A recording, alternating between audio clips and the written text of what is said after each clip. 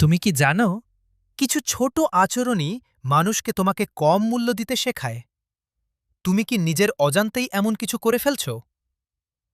প্রথম কাজ, সব সময় সবার কাছে নিজেকে প্রমাণ করতে যাওয়া। এতে মানুষ তোমাকে নয়, তোমার দুর্বলতাকে দেখে।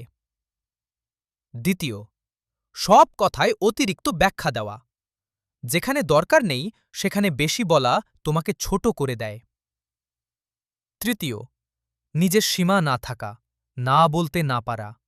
এটাই মানুষকে শেখায় তোমাকে ব্যবহার করা সহজ। চতুর্থ, সবাইকে খুশি করতে গিয়ে নিজেকে হারিয়ে ফেলা।